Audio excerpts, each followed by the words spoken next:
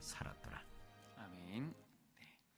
굉장히 긴 구절입니다. 굉장히 많은 사람들이 등장하고 숫자도 많이 등장을 하죠. 에스라와 느헤미야서는 이렇게 한 권으로 되어 있는데 이제 나중에 성경을 편찬하면서 이걸 에스라서, 느헤미야서로 나눴습니다.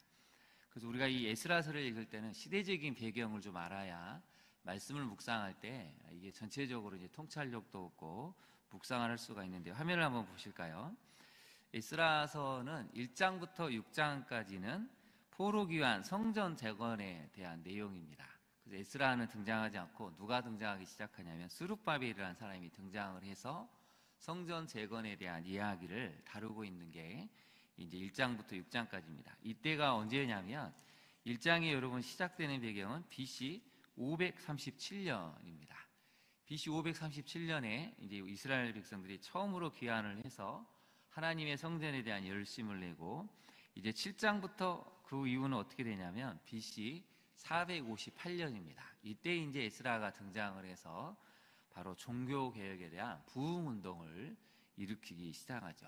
첫 번째는 성전을 재건하고 두 번째는 말씀으로 돌아가자는 것이 지금 에스라의 큰 두 개의 줄기라는 것을 우리가 이해를 해야 이제 말씀을 묵상할 때도 지금 어디쯤에 해당이 되고 있구나 하는 것을 알 수가 있죠.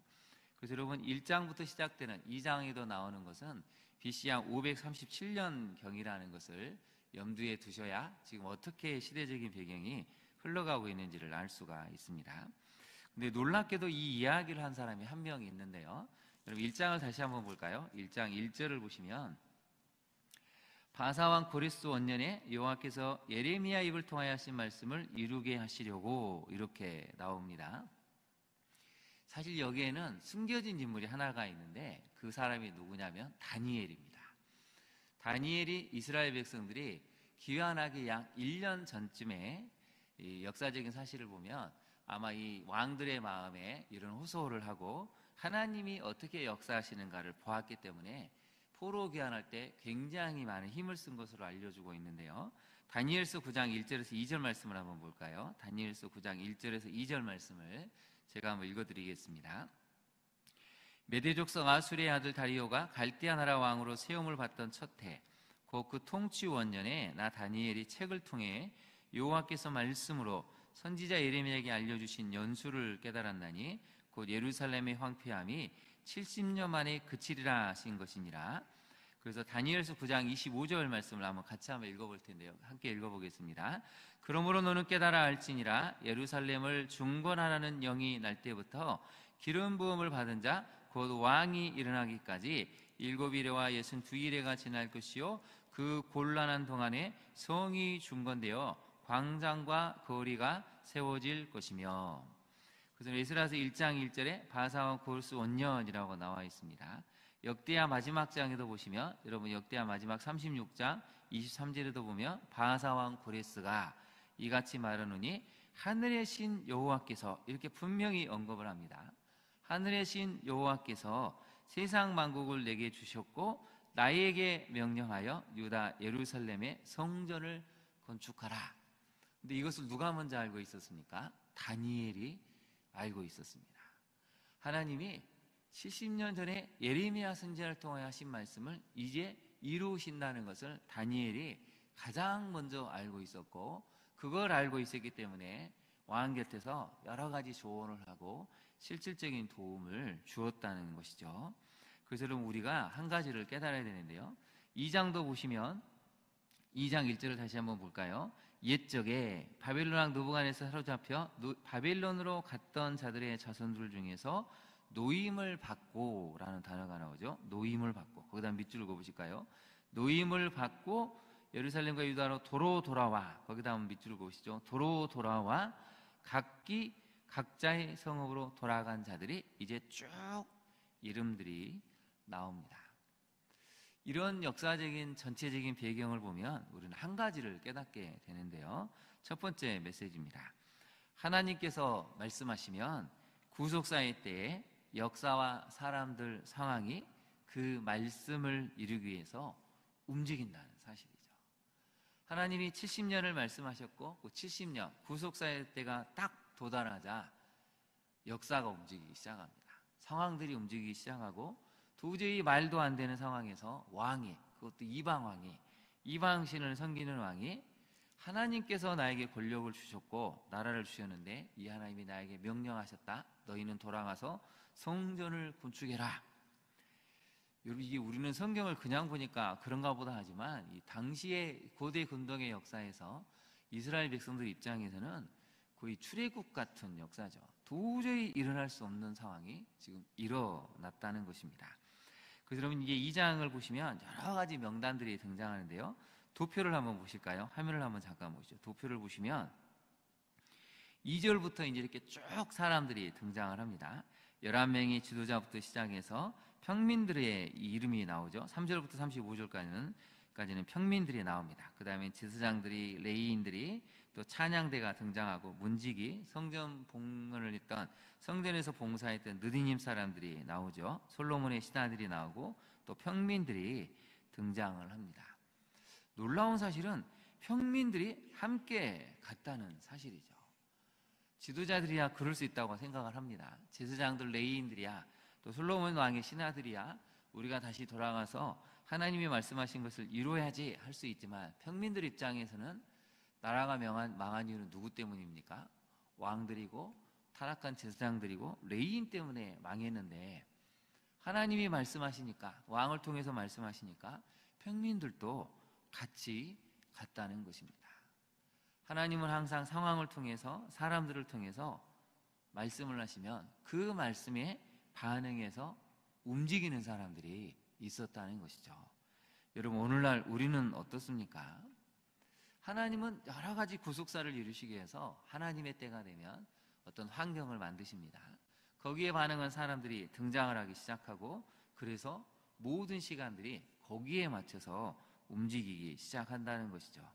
더 놀라운 사실은 그 외에, 여러분 65절을 한번 보실까요? 65절을 보시면 남종과 여종도 7,337명이나 같이 따라갔다고 성경은 알려주고 있습니다. 총 49,897명이 2장에 보면 1차로 포로 때 귀환한 것을 알려주고 있죠. 그리고 여기서 놀라운 사실은 또 하나가 있는데, 여러분 66절부터 한번 볼까요? 66절, 67절을 보시면 말, 노새, 낙타, 낙이 합쳐서 총 8,136마리를 끌고 옵니다.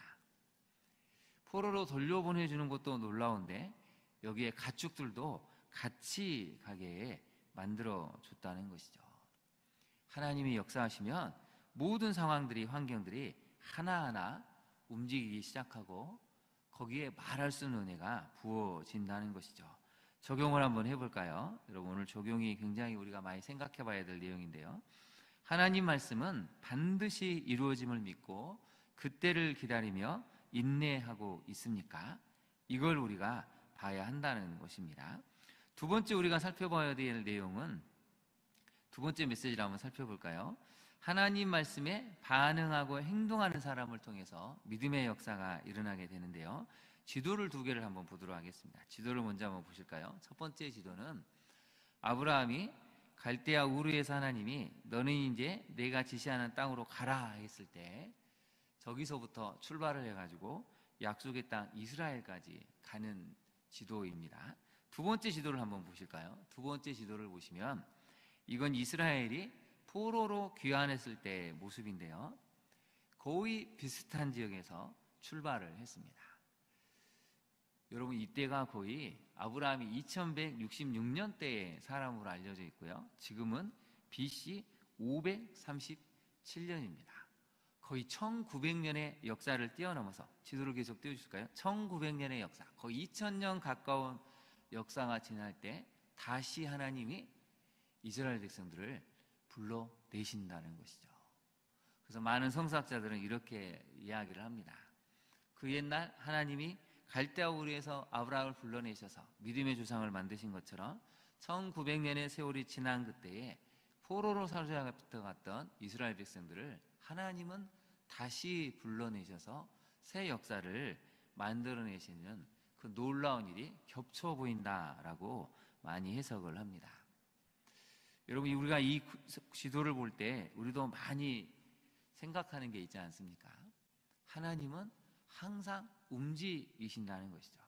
하나님은 그 옛날에도 아브라함을 불러내셨지만 지금도 포로로 사로잡혀간 이스라엘 백성들을 또 불러내셔서 그 약속의 땅에서 하나님의 구속사를 이루시기 위해서 지금 움직이고 계신다는 것. 이게 오늘 2장이 들려주는 굉장히 중요한 내용입니다. 여러분, 포로로 끌려갔던 사람들이 돌아온다는 건 쉬운 일이 아닙니다. 거의 70년 가까운 세월이 지나기도 했고 먼저 와 있던 사람들이 터전을 잡고 도움을 받아서 나름 이제 언어도 익숙해지고 문화도 익숙해지고 그리고 나름 행복하게 살 수가 있습니다. 다시 고향으로 돌아간다? 1500km를 걸어가야 되죠. 도중에 다칠 수도 있고 죽을 수도 있고 도착한다고 해도 행복하게 산다는 보장이 없습니다. 이미 정보를 통해서 들어보면 성전도 무너져서 없고 성벽도 없고 외적들이 틈틈이 침입을 해서 많은 이스라엘 백성들이 이 수확할 때에 많이 다친다는 얘기도 들었습니다. 하나부터 10까지 안 갈 이유가 너무 많은데 이 사람들이 딱 간 이유는 하나뿐이죠. 하나님의 말씀이 주어졌고 그것이 이루어졌기 때문에 우리는 말씀을 따라서 가야겠다고 결단했기 때문에 오늘 본문에 등장하는 4,900명 이상의 사람들이 움직였다는 것이죠. 여러분, 적용을 한번 해볼까요? 우리가 오늘 2장을 읽으면 정신이 없죠. 너무 많은 사람들이 등장을 하지만 오늘 본문을 읽어볼 때 우리는 적용을 이렇게 해볼 수가 있습니다. 하나님 말씀을 내 인생 최고의 가치관으로 두고 있는가? 상황을 보면, 환경을 보면, 여건을 보면 안 갈 이유가 너무 많죠. 순종하지 않아도 될 이유가 너무 많은데 이 사람들은 말씀이 주어진 것을 보고 또 말씀이 이루어진 것을 보고 우리는 말씀대로 살아야겠다. 그래서 1500km 이상의 여정을 시작을 합니다. 상황과 환경보다 말씀의 우선순위를 두고 우리는 믿음으로 나아가고 있습니까?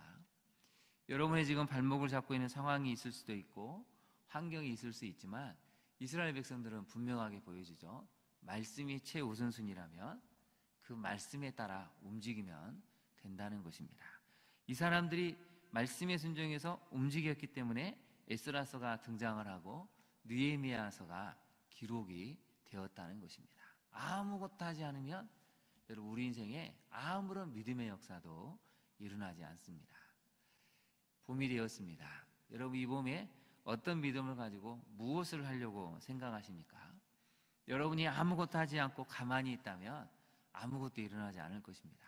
그럼 오늘 말씀처럼 하나님 말씀이 들려지고 그 말씀에 순종하면 지금은 당장 어렵고 힘들지만 그 말씀을 따라 움직이는 사람을 통해서 하나님의 구속사가 우리 가정, 교회, 여러분 자녀에게 나타나기 시작한다는 것이죠.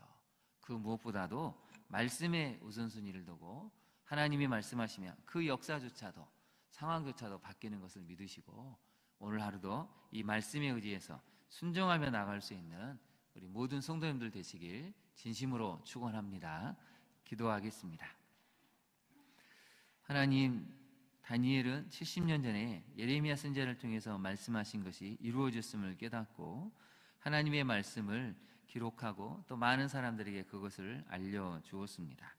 곳곳에 하나님이 세우신 사람들로 인해서 하나님은 여전히 역사를 주관하시고 하나님의 구속사의 때에 사람들을, 상황들을 그 말씀을 이루시기 위해서 움직이고 계심을 깨닫습니다. 우리 눈에 당장 무언가 보이지 않는다고 해서 우리 눈앞에 당장 무엇이 성취되지 않는다고 해서 낙심하지 않게 하옵소서. 하나님은 지금도 여전히 일하고 계시며 우리를 위한 구속사를 실현하시기 위해서 상황과 환경을, 사람들의 마음을 움직이고 계심을 깨닫습니다. 우리가 그때가 올 때까지 인내하면서 지금의 삶을 견뎌내게 하옵소서.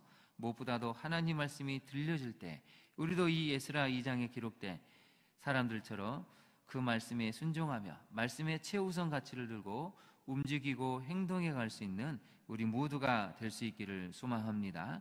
우리가 말씀에 순종하며 움직일 때 드디어 우리 가정과 교회, 이 나라의 새로운 역사가 시작될 수 있음을 깨닫습니다.